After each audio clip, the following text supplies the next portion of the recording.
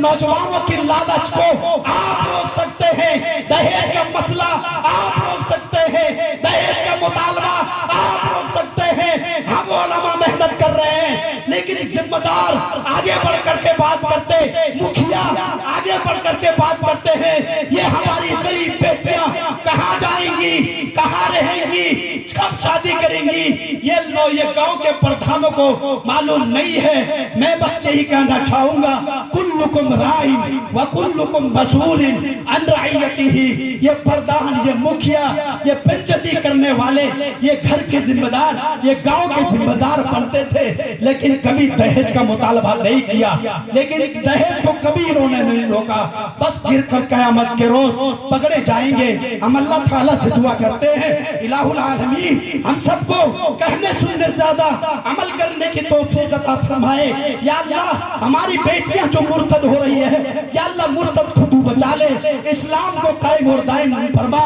या अल्लाह ईमान वमिन सय्यिआति अमालिना मन यहदिहिल्लाहु फला मुदिल्ल लहु व मन युद्लिल फला हादिय लहु व नशहदु अन ला इलाहा इल्लल्लाहु वहदहु ला शरीका लहु व नशहदु अन्न मुहम्मदन अब्दुहु व रसूलुहु अम्मा बाद फ़इन्न खैरल हदीस किताबुल्लाह व खैरल हदी हदी मुहम्मदिन सल्लल्लाहु अलैहि वसल्लम व शर्रल उमूरि मुहदसातुहा व कुल्लु मुहदसतिन बिदअह व कुल्लु बिदअतिन ज़लालह व कुल्लु ज़लालतिन फिन्नार। अऊज़ु बिल्लाहि मिनश शैतानिर रजीम। बिस्मिल्लाहिर रहमानिर रहीम। या अय्युहल्लज़ीना आमनू क़ू अन्फुसकुम व अहलीकुम नारा वक़ूदुहा अन्नास वल हिजारा व क़ाला नबी सल्लल्लाहु अलैहि वसल्लम कुल्लुकुम राइन व कुल्लुकुम मसूलिन अन रइयतिही औ कमा क़ाला अलैहि सलातु वस्सलाम। सब तारीफें उस वहदहू ला शरीक खालिक़े कायनात के लिए है, जिसने हम सबको इस दुनिया के अंदर पैदा फरमाया। और मजीद दरूद और सलाम नाजिल हो उस हस्ती मुक़द्दस के लिए जिनका नाम नामी इसमें गिरामी मोहम्मद अरबी सरवर कौनैन अहमद मुस्तबा मुहम्मदुर रसूलुल्लाह सल्लल्लाहु अलैहि वसल्लम है। स्टेज पर बैठे हुए हमारे मुअक्कर उलमा कराम, हुफ़्फ़ाज़े कराम, और सामने में बैठे हुए हमारे सामीन हजरात, और पर्दे में हमारी ख़वातीन इस्लामी माएँ और बहनें, सब बातें आप समाअत फरमा चुके हैं। रात का आखिरी हिस्सा में हम और आप दाखिल हो चुके हैं। तहज्जुद का वक्त है, कबूलियत का वक्त है, और इस वक्त जो दुआएं की जाती है अल्लाह तबारक व तआला वो दुआ जरूर कबूल करता है। मेरे भाइयों, आज जो मसला है, हम आपके सामने में जो मौजू लेकर आना चाहते थे, लेकिन वक्त की किल्लत है कि वो मौजू आपके सामने में नहीं रख सके। और वो मौजू था, हमारी बेटियां मुर्तद क्यों हो रही हैं, हमारी बेटियां इस्लाम क्यों छोड़ रही है। अल्लाह ने जो हमें और आपको ईमान के घर में पैदा किया है, कोई हमने फार्म नहीं भरा, कोई कहीं दस्तखत नहीं किए, सहाबा ने फार्म नहीं भरा कि मैं ईमान के घर में पैदा हुआ। मेरे भाइयों, आज हम ईमान वाले के घर में पैदा हुए हैं, ये हमें और आपको खुशी होनी चाहिए। आज हमें और आपको ईमान की अहमियत मालूम नहीं है, ईमान की कद्र कीमत मालूम नहीं है कि ईमान क्या चीज है। हमारी बेटियां इस्लाम को आसानी से छोड़ करके गैरों के साथ भाग रही है, इस्लाम से दूर हो रही है, इस्लाम से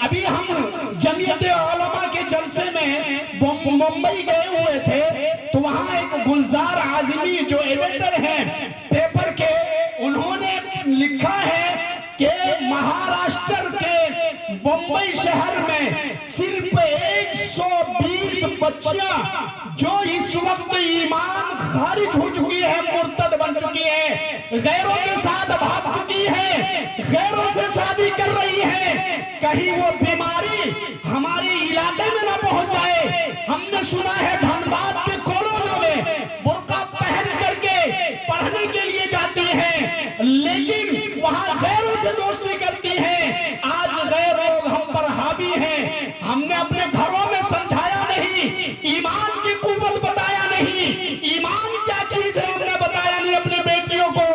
ईमान मेरे भाइयों, ईमान अगर पूछना है तो हजरत सुमैया से पूछो, ईमान अगर पूछना है तो फिरौन की बीबी हजरत आसिया से पूछो, ईमान अगर पूछना है हजरत खुबैब से पूछो, ईमान अगर पूछना है तो हजरत खब्बाब से पूछो, ईमान अगर पूछना है तो बड़े बड़े सहाबाए कराम हजरत खालिद बिन वलीद से पूछो कि ईमान की हकीकत क्या है।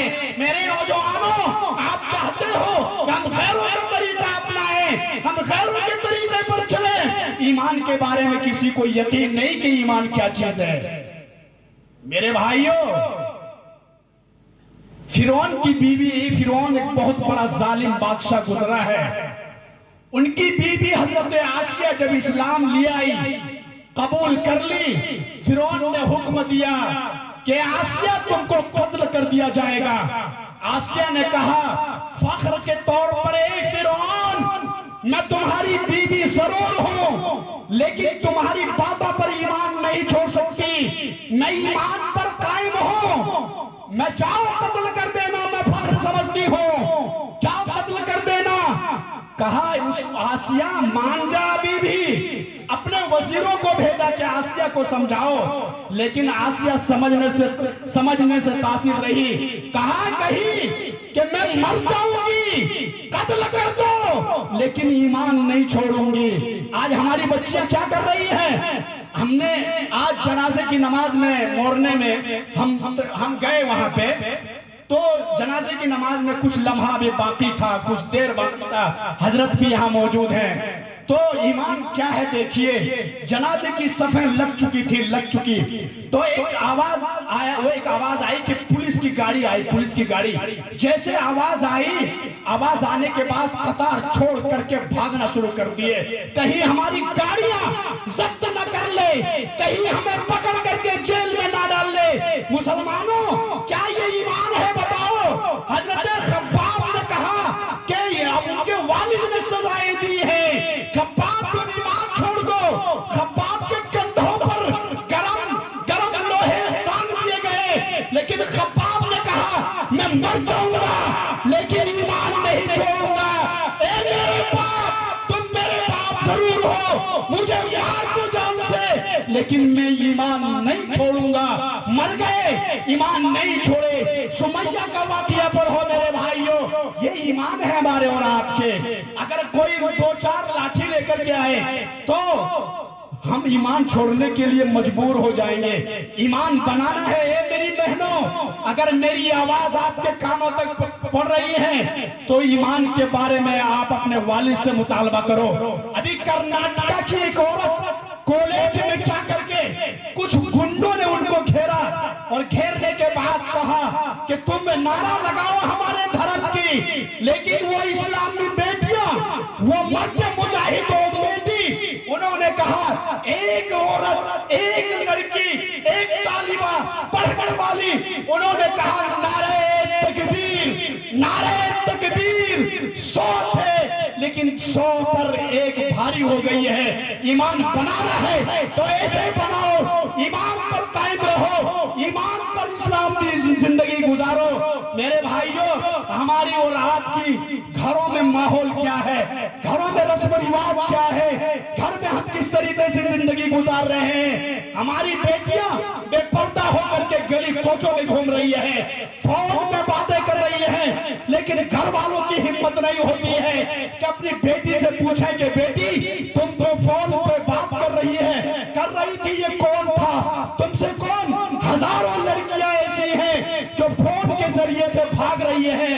हजारों लड़कियां ऐसी हैं जो फोन के जरिए से शादी की बात कर लेती हैं। ए जिम्मेदारों सुन लो, कुल्लुकुम राइन व कुल्लुकुम मसूलिन अन रइयतिही। तुम्हारा गिरबान पकड़ेगा मैदान हशर में और कहेगी कि मेरे अब्बा ने मुझे कुछ नहीं समझाया, मेरे अब्बा ने तालीम नहीं दी। जबकि तालीम के ताल्लुक से सबसे पहले अल्लाह ने कहा इकरा पढ़ो, इकरा पढ़ो। ये कॉलेज में पढ़ने के लिए नहीं कही, पढ़ाओ कॉलेज में, डॉक्टर बनाओ, इंजीनियर बनाओ, हम मना नहीं करते, उलमा मना नहीं करते, लेकिन सबसे पहले अपने आप में पहचानो कि हमें किस खुदा ने पैदा किया है, हमें किस रब ने पैदा किया है। उस रब को पहले पहचानो, ईमान को मजबूत करवाओ। ए जिम्मेदारों, अगर आज तुम नहीं समझोगे तो आने वाली नस्लें तुम्हारी खराब हो जाएंगी। जैसे महाराष्ट्र खराब हो रही है, हैदराबाद खराब हो रहा है, मेरे भाइयों मद्रास खराब हो रहा है, हजारों लड़कियां मुर्तद बन रही हैं, इस्लाम को छोड़ करके गैरों के साथ शादी कर रही हैं और हम बेखबर हैं, हम सोए हुए हैं। अपनी बेटियों को जगाने की जरूरत है। आज हमारी बेटियां हमारी और हमारी रस्म में, हमारी समाज में शादी ब्याह किस तरह हो रहा है, शादी ब्याह कितनी सख्ती के साथ हो रहा है। दहेज का मुतालबा, बेटियां मजबूर हो रही है। एक वाकया सुनाता हूँ, फिर मैं अपनी बातों को खत्म करता हूँ। मेरे भाइयों, अभी गाजियाबाद के अंदर एक वाकया हमने पढ़ा है। गाजियाबाद के अंदर एक रिक्शा चलाने वाला एक बहुत बड़े बुजुर्ग, दाढ़ी, बिल्कुल नमाजी आदमी, खूबसूरत चेहरा, टोपी पहन करके रिक्शा चला रहा है। बड़ा बुजुर्ग था वो, उनकी उम्र ढल चुकी थी, लगभग 55-65 उम्र साल की थे। लेकिन उस चलते चलते चलते उसके रिक्शे पर एक शख्स बैठा जो बहुत एक हाजी साहब जो बहुत परहेजगार था। मेरे भाइयों, परहेजगार बैठते बैठते चलते चलते बातें होने लगी कि भाई तुम बूढ़े हो चुके हो, तुम रिक्शा क्यों चला रहे हो, क्या मजबूरी है। वो आदमी कहता है, वो रिक्शा चालक कहता है कि मेरे भाई, मेरे घर में 4 बेटियां हैं और चारों जवान हैं, मेरी हिम्मत नहीं है कि अपनी बेटी को मैं शादी करा सकूं, मेरी हिम्मत नहीं है कि अपनी बेटी को मैं दूसरे के साथ, बड़े लिखों के साथ मैं निकाह में डाल सकूं। वो हाजी साहब को बेचारा रहम आया। हाजी साहब ने कहा कि बताओ रिक्शा वाले, बताओ मैं अपना घर नहीं जाऊंगा, चलो तुम अपना घर लेकर के चलो। वो बेचारा अपना घर लेकर के गया। घर ले जाने के बाद कहा कि अपनी बेटी को दिखाओ। बेटी को दिखाया, दिखाने के बाद कहा भाई तुम्हारी बेटी तो बहुत खूबसूरत है, तुम्हारी बेटी बहुत खूबसूरत है, हमें पसंद हो गया, मैं आता हूँ घर से, तुम्हारे पास कल आऊंगा और फिर बातचीत करूंगा। वो गया घर, अपनी बीवी से मशवरा किया कि देखो मैंने गरीब लड़की को देखा है, बहुत खूबसूरत है, लंबा है, 5 फीट का है, बहरहाल मैं अपने बेटे के लिए उनका रिश्ता तय करूं, चलो। जब किया रिक्शे वाले के घर और कहने लगा कि भाई तुम्हारी बेटी हमें पसंद है, बताओ किस दिन निकाह के लिए आएंगे बताओ। लेकिन कोई मांग नहीं है, कोई मांग नहीं है, जब चाहो तुम बुला लो, हम 1-2 आदमी आएंगे, निकाह करेंगे, ले जाएंगे। बहरहाल तारीख मुकर्रर हो गई। तारीख मुकर्रर होने के बाद वो कहते हैं, वो आता है निकाह के लिए, बारात मोहन लेके आता है, बेटा भी उनके साथ होता है, दुल्हा बाबू। लेकिन मेरे भाई पता नहीं था कि हाजी साहब का बेटा, उनके दिल में क्या क्या ख्वाहिशात थे। उनके दिल में मोटरसाइकिल का ख्वाहिश था, उनके दिल में फ्रिज का ख्वाहिश था, उनके दिल में तरह तरह के सामान का ख्वाहिश था। लेकिन अब्बा के सामने में वो बोल नहीं सका। निकाह हो गया, निकाह होने के बाद घर वापस आया और घर वापस आने के बाद उस लड़की को हनीमून मनाने के लिए गोवा के 5 स्टार ले गया। गोवा के 5 स्टार कमरा नंबर 302 में उसको रख करके वो नीचे आया। नीचे आने के बाद कहा कि भाई होटल मालिक से कि भाई 302 नंबर कमरे में एक खूबसूरत लड़की है, क्या तुम इसको उसको खरीदना चाहते हो? वो कहा चलो दिखाओ। वो मालिक ऊपर गया 302 नंबर, अरे बुर्का पहनी हुई खूबसूरत लड़की, जब देखा कहा हाँ हम खरीदने के लिए तैयार है। नीचे आया, कहा कितना, बता कितना? कहा 10,000 रुपए में मुझे दे दो। उसके सर पर भूत सवार था, वो दूल्हे के अंदर भूत सवार था। 10,000 रुपए में फरोख्त करके वो भाग गया। भागने के बाद वो औरत सोच रही है, वो बीवी सोच रही है, वो लड़की सोच रही है, वो पर्दे वाली सोच रही है कि मेरा शोहर अभी आएगा, मेरा शोहर अभी आएगा। लेकिन शोहर 1 घंटे के बाद नहीं आया, 2 घंटे के बाद नहीं आया, तीसरे घंटे में कुछ गंदे आदमी पहुंचे। दरवाजा खटखटाया, कहा कौन? कहा खोलो। कहा क्यों आए हो, क्या नाम है? दरवाजा जब खोलती है, खोलने के बाद देखती है कि मेरा शोहर नहीं है, ये मेरा शोहर नहीं है। कहाँ गया मेरा शोहर? उस औरत से कहती है, उस लड़की से कहता है कि देखो मैं नीचे पैसा दे करके आया हूँ, 500 रुपया मैं तुम्हारे साथ जिना करूंगा। वो लड़की कहने लगी कि मेरे भाई मैं एक मुसलमान घराने से हूँ, मैं एक ईमान वाली हूँ, मैं एक पर्दे वाली हूँ, मैंने आज तक गलत काम नहीं कराया है, मैं धोखे से यहाँ आई हूँ। कहा कुछ नहीं कुछ नहीं, मैं तुम्हारे साथ जिना करूंगा। जिना करके वो निकल जाता है। फिर दूसरा शख्स आता है, दरवाजा खोलती है, कहती है कि कौन? कहा खोलो। फिर वो जिना करके निकल जाता है। लड़की मजबूर है, लेकिन हर इंसान गलत नहीं होता। कुछ उनके पास गए, चौथा आदमी, कहा कि भाई लड़की मुझे लग रहे तुम मजबूर हो, क्यों रो रही हो बताओ? कहा भाई मैं हकीकत में मजबूर हूँ, मेरा शोहर अभी निकाह हुए में 24 घंटा नहीं हुआ, मेरा शोहर अभी 3 घंटा पहले मुझे बेच करके भाग गया है, अभी तक नहीं आया। आखिर क्या वजह है? कहा बहन तुम क्या करना चाहती हो? कि मैं सिर्फ ये करना चाहती हूँ कि मेरा भाई हो आप, मैं लेटर लिखती हूँ और लेटर लिखने के बाद ये तुम दे देना, मेरे किसी डाकखाने में तुम पहुंचा देना। कहा लिखो लिखो लिखो। खत लिखती है, अब्बा जान अस्सलाम वालेकुम व रहमतुल्लाहि व बरकातहू। अब्बा जान आपने जिस लड़के के साथ मेरी शादी की वो लड़का आवारा निकला, वो लड़का मेरे साथ गद्दारी किया, वो लड़का मुझे गोवा के किसी 5 स्टार में होटल में बेच करके वो भाग गया। भागने के बाद मैं जिना कराने पर मजबूर हो गई, मैं गलत काम कराने पर मजबूर हो गई हूँ। अब्बा मैं शायद दोबारा घर नहीं आ सकती, मैं फांसी लगा करके इस दुनिया से चला चाहती हूँ। लेकिन हाँ अब्बा मेरी जो छोटी बहन है आयशा, उनका निकाह पैसों वालों के साथ नहीं करना, उनका निकाह कारोबार वालों के साथ नहीं करना, उनका निकाह किसी जमींदारों के साथ नहीं करना, उनका निकाह किसी आलिम के साथ करना, उनका निकाह किसी हाफिज के साथ करना, किसी पढ़े लिखों के साथ करना। इतना कहने के बाद वो लड़की मर जाती है और खत उसको दे देती है और कहती है कि ये खत डाल देना। 3 दिन के बाद जब वो खत पहुंचती है, घर में जब पहुंचता है, अब्बा पढ़ते हैं, अब्बा का होश हवास खत्म हो जाता, अब्बा हार्ट अटैक हो करके मर जाते हैं। अम्मी आती है, खत पढ़ती है, अम्मी का हार्ट अटैक हो जाते हैं। ये है मुस्लिम मुआशरा, ये है ईमान, ये है हमारा। मेरे भाइयों ये नौजवानों की लालच को आप रोक सकते हैं, दहेज का मसला आप रोक सकते हैं, दहेज का मुतालबा आप रोक सकते हैं। हम उलमा मेहनत कर रहे हैं, लेकिन जिम्मेदार आगे बढ़ करके बात करते, मुखिया आगे बढ़ करके बात करते हैं। ये हमारी गरीब बेटियां कहाँ जाएंगी, कहाँ रहेंगी, कब शादी करेंगी, ये गांव के प्रधानों को मालूम नहीं है।